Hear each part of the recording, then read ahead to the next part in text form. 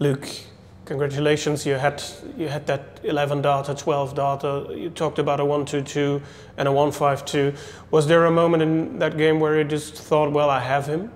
When I hit the 1-5-2, I didn't think I had him, but I thought that's a real, knife in the stomach for him. I felt, I think he missed. I can't be sure, but did he miss doubles? I can't remember if he missed a dart or here or there. But the 1-5-2, is a killer for him, and I knew that would make him feel gutted.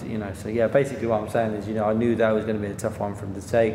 But we had a bit of fun in the end, and Nathan's all about that. He's a fantastic player, and I think he's getting slowly back to his best, which is nice to see, because obviously he's a good friend.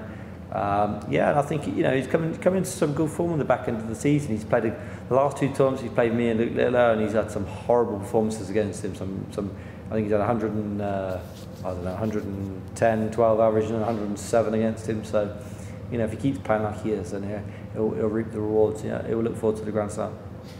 Watching you in these big tournaments, it always felt like at the start you needed some time to get going, to get really in your rhythm. That was different today. Was that something where you thinking, well, I have to be better in that, or was it just clicking? Yeah, you're right. Sometimes when I'm playing, it takes me a bit of time to get into that rhythm.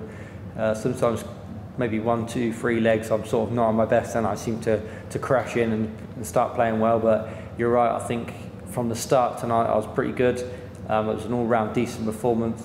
I didn't really let Nathan in. I know he won the first leg, but after that I was, even in that leg I played well. After that I was sort of on it all the time. So yeah, you're right. I think it's important when you're playing these tough players, you don't let them have a 2, 3 leg lead, because if you do, they'll run away with it. So yeah, I think I was more clinical tonight, especially at the start. We all know you are the #1 in the world. You hold many ranking tournaments, but how much work do you put in between those tournaments, in midweek or something like that? Probably not much, if I'm honest. I'm not going to lie to you all. I don't practice as much as I ever used to. It's probably, if I did, it probably would drain me a lot, to be honest. I think when I won the when I won the Prague Darts Open last week, travelled home Monday, didn't practiced about half an hour on Tuesday, an hour on Wednesday, and 45 minutes before I come here on Thursday. So yeah, not enough, to be honest. But I feel like I've got to that stage in my career now where I don't really need to dedicate too much. I just need to maybe keep my arm good and steady, and I just don't think I need to practice 4 hours a day anymore like I have done in the past. I'm playing all the time, so yeah, I don't think I need to. And preparation is all about enjoying time with my family, and then I come here in a good space and get here early on the practice board and work hard, and it seems to reap the rewards when I'm here. And finally, do you also think it is maybe some kind of your secret that you are also able to, let's say, handle the defeats quite well, as we have seen at the World Grand Prix, and now you are back? You talked about Prague, and this performance also back with a bang. Yeah, of course. I mean, if every time I have a defeat and it hurts a little bit. Everyone jumps on it. The fans, they kind of take a little bit like, everyone takes defeat every different way.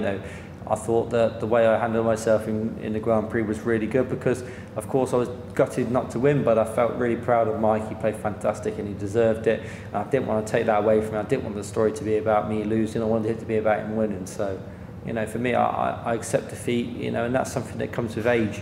You learn to accept it, and I think the more you learn to accept it, the better you feel when you win, because at the end of the day, every tournament I enter, on an average, I'll lose more than I win.